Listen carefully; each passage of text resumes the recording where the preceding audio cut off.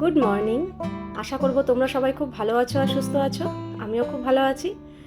আজ হচ্ছে 12ই মে, মঙ্গলবার। বাজে এখন ওই সকাল 7টার মতো। খানিকক্ষণ হয়েছে ঘুম থেকে উঠেছি। উঠে এখনও কোনো কাজই হয়নি, জাস্ট ফ্রেশ হয়েছি। ঘর দৌড় গোছানো টোছানো কিচ্ছু হয়নি। সবার আগে আমি এখন চুলে তেল দিতে এসেছি। আজকে একটু শ্যাম্পু করব। আসলে গতকাল বেশি দিন কিন্তু আমি হয়নি শ্যাম্পু করেছি, মাঝখানে কবে যেন করেছিলাম শ্যাম্পু। গরমকাল তো এখন বেশ মাঝে মাঝে শ্যাম্পু করতে হচ্ছে। আর এই জন্যই আমি চুল কেটে ছোটো করে ফেলেছি, যে শ্যাম্পু করতে যেন আলস্য না লাগে। বড় চুলে একটা সমস্যা, চুল শুকানোর ব্যাপার আছে, চুল ছেড়ে থাকতে হয় যতক্ষণ না শুকাবে। আর তেল দিয়েও ঝামেলা, শ্যাম্পু করেও ঝামেলা, যেন চুল কেটে ছোটো করে ফেলেছি। কিন্তু দেখো, যতটুকু কেটেছিলাম আমার কিন্তু অনেকটাই বেড়ে গেছে। চুল আমার খুব তাড়াতাড়ি বাড়ে। আমার বাড়ার যাদের দরকার, যারা যারা চায় যে হ্যাঁ চুল তাড়াতাড়ি বাড়ুক, তাদের শুনি চুল বাড়ছে না চুল বাড়ছে না। আর আমি চাই না বাড়ুক, আমার বাড়তেই থাকে। আমার ছোট ছোট চুল বরাবরই পছন্দ।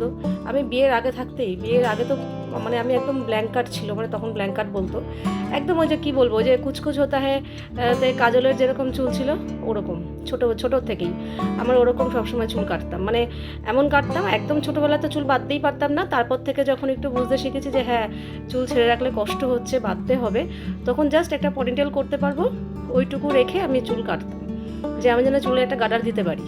তো ওরকম ছিল। তারপরে কলেজে উঠেও আমার সেই ছোট ছোট চুল, কখনোই আমি বড় চুল রাখিনি। আমি বড় চুল রাখতে আমার একদমই ভালো লাগে না, মানে আমার নিজের কমফোর্টেবলের জন্য আর কি। বড় চুল ভালো লাগে না আমি সেটা বলছি না, অবভিয়াসলি বড় চুল খুব ভালো লাগে দেখতে, কিন্তু আমি মেনটেন করতে পারবো না। আমার ঠান্ডা লেগে যায়, আমার গরমে কষ্ট হয়, মানে আমার ভালো লাগে না বলে আমি বরাবরই ছোট চুল রাখতাম, বিয়ের পরেও তাই। কিন্তু আমার দুবার চুল আমি বাধ্য হয়ে কাটতে পারিনি, তাই জন্য আমার বড় ছিল। সেটা হচ্ছে বিয়ের সময়, মানে বিয়ে যখন হয়েছে তখন 1 বছর নাকি চুল কাটতে নেই। তখন আমার চুল বেড়ে গেছিলো, 1 বছরে যা প্রচুর বেড়ে গেছিলো। তো 1 বছর যেই হয়েছে, যেদিনকে কমপ্লিট হয়েছে পরের দিনে গিয়ে চুল কেটে চলে এসেছি। আরেকবার হয়েছে যখন আমি আমি প্রেগনেন্ট ছিলাম, ওই সময় না চুল কাটতে নেই।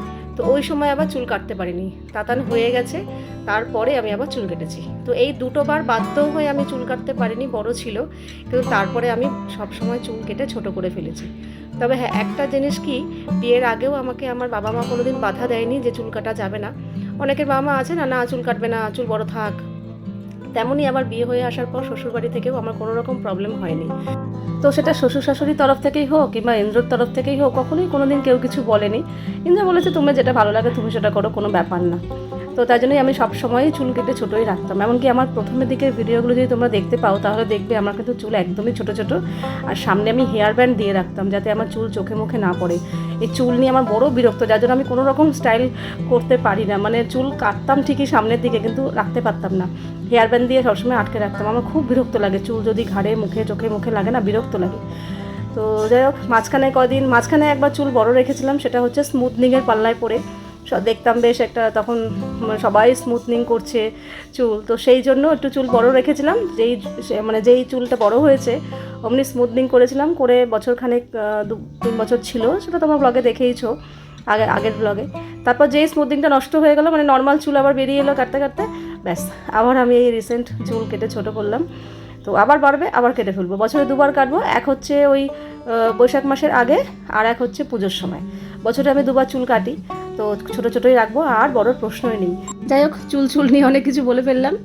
আর এদিকে তোমাদের সাথে কথা বলতে বলতে কিন্তু দেখো আমার এই ঘরের বিছানার চাদরটা পাল্টানো হয়ে গেল। আজকেই পাল্টানোর কথা ছিল, গত মঙ্গলবার পাল্টেছিলাম, আবার আজকে পাল্টালাম। আর ওদিকে চুলে তো তেল দিয়েছি, আজকে শ্যাম্পু করবো। আর ওদিকে পূজা এসেছিলো, ওর সাথে আবার একটু কথা বললাম। তো ওর মতো কাজ করছে। এবার আমিও যাব রান্নাঘরে। সকালের খাবার বলতে একটু শুধু রুটি করব, আটা মাখা আছে, রুটি করব। আর আগের দিনের একটু ফুলকপি আলুর তরকারি আছে, ওটা দিয়ে আমি খাবো। আর তাতান খাবে হচ্ছে আগের দিন নিচ থেকে মা পনির আলুর তরকারি পাঠিয়েছিল, সেটা খায়নি কালকে, তো সেটা পুরো ধরেই ফ্রিজে রেখে দিয়েছিলাম। সেটা গরম করব, সেটা গরম করে তাতানকে দিয়ে দেবো। তো এই হয়ে যাবে আমাদের সকালের জলখাবার। আর 2 দিন ধরে ব্লগ একটু দেরিতে তোমাদের দিচ্ছি, একটু বললে বলা ভুল হবে, অনেকটাই লেট হচ্ছে। প্রথম দিন তো স্কুলে গিয়েছিলাম তাতানের ভর্তির জন্য, তাই জন্য লেট হয়েছে। আর গতকালকে একটু আমার টেকনিক্যাল ইস্যু হচ্ছিল, আপলোডে খুবই সমস্যা হচ্ছিল, তো তাই জন্য মানে কাজ রেডি হয়ে গিয়েও করতে পারছিলাম না। তো শেষমেশ গিয়ে সন্ধ্যাবেলা হয়েছে। তখন কটা বাজে? 7টা 7:30 বাজে। ভেবেছিলাম যত রাত্রি হোক না কেন, 12টার আগে অবধি হয়ে গেলে আমি 12টার আগে অবধি দিয়ে দেবো, 12টা বেজে গেলে আর দেবো না, কারণ অত রাত্রে কে আমার দেখবে ভিডিও, সকালেই দিতাম। তো যাই হয়ে গেছে, ভালো। দুদিন ধরে আবার বৃষ্টি না হয়ে বেশ ভালো গরম পড়েছে, যা রোদের তাপ না, বাপরে বাপ। আবার একটু বৃষ্টির দরকার। অবশ্য আমি তো রেডি, মানে আমরা রেডিই ছিলাম যে আমাদের এখানে এখন এই মে জুন মাসে পুরো ফাটিয়ে দেবে, এরপরে তো লু ছুটবে। কিন্তু সেটা যে এখনো হয়নি, সেটা আমাদের ভাগ্য ভালো যে মাঝখানেই ঝড় বৃষ্টি হয়ে গিয়ে ওয়েদারটা খুব সুন্দর রেখেছে। এমনকি এমনও হয়েছে রাত্রে ফ্যান কমিয়ে শুতে হয়েছে, ভোরের দিকে ঠান্ডা লেগেছে, চাদর গায়ে দিতে হয়েছে। এমনও ওয়েদার গেছে গরম, মানে এই বৈশাখ মাসে ভাবা যায় না যেটা। তবু ভালো, ঋতু নিয়েও আমাদের একঘেয়েমি থাকে না। এক একটা দেশে আছে যেমন পুরো শীতপ্রধান দেশ, পুরো গ্রীষ্মপ্রধান দেশ, আমাদের তবু শীত গ্রীষ্ম বর্ষা 3 রকম আমরা উপভোগ করতে পারি। শশা নিবি না? না, আমি এটা নিয়ে নিচ্ছি। তাহলে এটা পুরো পরিষ্কার করে নিয়ে নে। তো পরিষ্কার করে তো নিচ্ছি। বাটিটা এক হাতে ধর, তাহলে ওটাই বলছি। আজকে ব্রেকফাস্ট, কালকে মা নিচ থেকে পনির পাঠিয়েছিল আর রুটি আর একটু স্যালাড আছে। বাবা, খাওয়া দাওয়াটা তোমার বেশ ভালোই হচ্ছে দেখছি। আর আমিও এখানে আমার জন্য রুটি করছি, আমি খাবো ফুলকপির তরকারি দিয়ে। এখানে এখন বিউলির ডাল ভাজছি, আজকে বিউলির ডাল হবে। বিউলির ডালটা ভেজে একটু কুকারে দেবো, সিটি হবে। আর এদিকে রান্নার সব মোটামুটি কাটাকাটি হয়ে গেছে, সব রেডি। এখানে একটু সোয়াবিন ভিজিয়ে রেখেছি গরম জলে নুন দিয়ে। আর এখানে কুমড়ো আর থোর, এই থোর কুমড়ো দিয়ে বিউলির ডাল হবে। তার সাথে হবে আলু ভাজা, বেগুন ভাজা, এইটুকু বেগুন ছিল ভেজে ফেলছি। আর হবে পটলের তরকারি, পটল আলু আর এখানে সোয়াবিন, এই দিয়ে একটা তরকারি হবে। তার জন্য এখানে মশলা বাটা হয়নি, এখনও বাটবো। আদা, কাঁচা লঙ্কা আর টমেটো আর গুঁড়ো মশলা দেবো। তো আগে ডালটা ভেজে সেদ্ধ বসাই। অনেকটাই রান্নাবান্না হয়ে গেছে। এখানে আলু, পটল আর সোয়াবিন নিরামিষভাবে আদা বাটা, জিরে বাটা, লঙ্কা বাটা দিয়ে, টমেটো দিয়েছি, কাঁচা লঙ্কা, হলুদ গুঁড়ো, লঙ্কার গুঁড়ো কষানো হয়ে গেছে। এখানে গরম জলও হয়ে গেছে, একটু ঝোল ঝোল করবে। রান্নাবান্না সেরে রান্নাঘর পুরো পরিষ্কার করে ফেলেছি। আর এখানে রান্না সব টেবিলে নিয়ে এসেছি। এখানে তো আছে ভাত, আর এই হচ্ছে আলু ভাজা, এটা হচ্ছে বেগুন ভাজা, আর এই হচ্ছে আলু, পটল আর সোয়াবিন দিয়ে একটা তরকারি, আর এই হচ্ছে থোর কুমড়ো দিয়ে বিউলির ডাল। এখানে একটু কাঁঠাল দানা পড়লে আরও ভালো হতো, কিন্তু এখন কাঁঠাল কোথায়, পরে। ব্যাস, এই হচ্ছে রান্নাবান্না সেরে ওদেরকে বললাম কি তোমরা তোমাদের মতো খেয়ে নাও, আমার আজকে দেরি হবে, আমি শ্যাম্পু করবো, তো বাথরুম পরিষ্কার করে শ্যাম্পু করবো, আমার লেট হবে, পুরো 1 ঘন্টা লাগবে। কিন্তু বল কি না, তুমি স্নান করে আসো, একবারেই 3 জনে খাবো আজকে। তাহলে ঠিক আছে, বসে থাকো তাহলে অপেক্ষা করে, আর যদি খিদে পায় নিয়ে খেয়ে নেবে, কোনো ব্যাপার না। তাতানকেও বললাম, ওরও খিদে পায়নি, ওর আবার আজকে বিকেলে পড়া আছে, বললো তুমি আসো একবারে খাবো। তো আমি এই প্রায় 1 ঘন্টার মতো আমার লাগলো বাথরুম পরিষ্কার করে শ্যাম্পু দিয়ে স্নান করে এলাম। আর এই যে বাথরুম পরিষ্কার করে শ্যাম্পু দিয়ে স্নান করতে যাওয়ার আগে পর্যন্ত আমার খুবই কুড়েমি লাগে, এই যাচ্ছি যাবো ভালো লাগে না, এরকম হতে লাগে।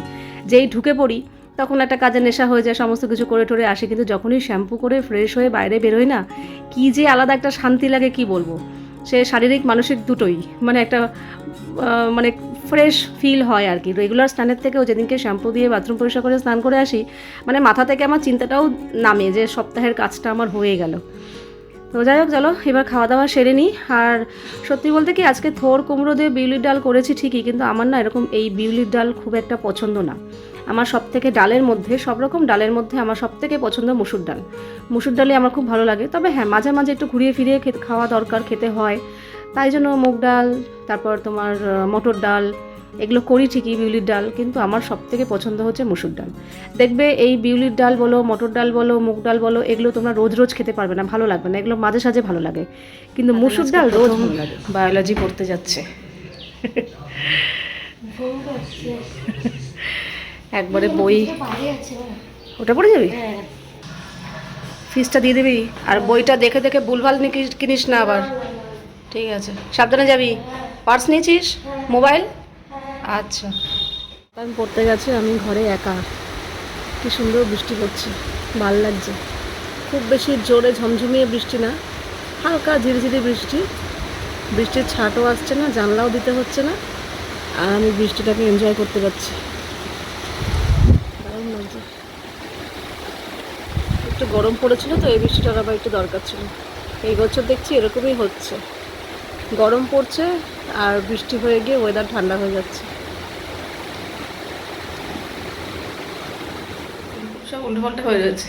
শুয়েছিলাম কিছুক্ষণ, শুয়ে শুয়ে মোবাইল দেখছিলাম, অনেকটাই রাত হয়ে গেছে। এখানে এসে এখন ভাত বসালাম। সন্ধ্যা থেকে আর কিছু ভিডিও করিনি, একটু বেরোতে হয়েছিল, একটু কাজ ছিল, বেরিয়েছিলাম, তারপর চলে এসেছি। মার ঘরেও একটু বসেছিলাম, চা টা খেলাম, তারপরে ওপরে চলে এসেছি, এসে শুয়ে শুয়ে মোবাইল দেখছিলাম।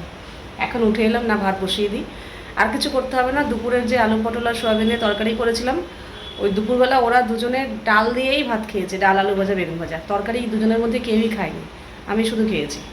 তো তরকারি পুরো অনেকটাই রয়ে গেছে, তো ওইটা দিয়েই রাতে শুধু ভাত খাওয়া হবে। তো এখানে ভাত বসিয়ে দিলাম এখন।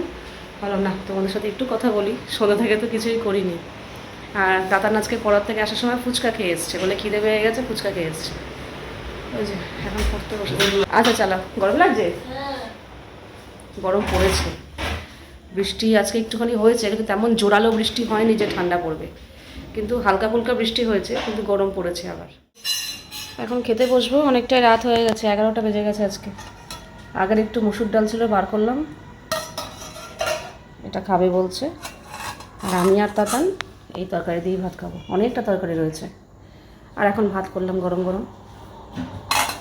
বাজে এখন 12টা 10। আমাদের খাওয়া দাওয়া কমপ্লিট করে রান্নাঘর টেবিল সব পরিষ্কার করে ফেলেছি, যে যার ঘরে শুতে গেছে। এখন আমিও ফ্রেশ হয়ে যাব বিছানায়। দেখি, চেষ্টা করছি এডিটটা কিছুটা এগিয়ে রাখা, কারণ কালকে সকালবেলা একটু বেরোতে হবে।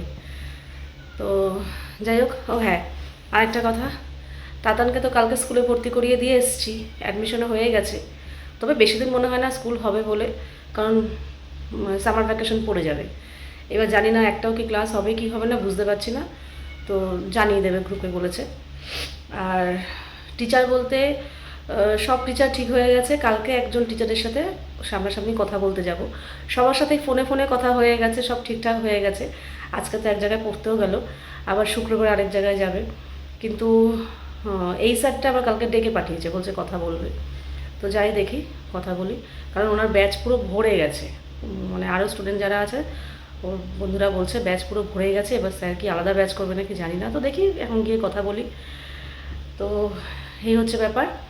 কালকে সকালবেলা ওই জন্যই বেরোতে হবে, বলেছে দেখা করতে। এবার হচ্ছে তাতান কোন স্ট্রিম নিয়েছে সেটা বলি। তাতান নিয়েছে সায়েন্স, তবে পিওর সায়েন্স নয়, কারণ পিওর সায়েন্সে ম্যাথ নিতেই হয়। কিন্তু ম্যাথে তোমাদের জানোই বরাবরই তাতানের ম্যাথের প্রতি ভয় ভীতি, যেটা শেষ পর্যন্ত ছিল। ও খালি বলতো কবে আমার ক্লাস 10th হবে কমপ্লিট, আর আমি অঙ্ক থেকে ছুটকারা পাবো।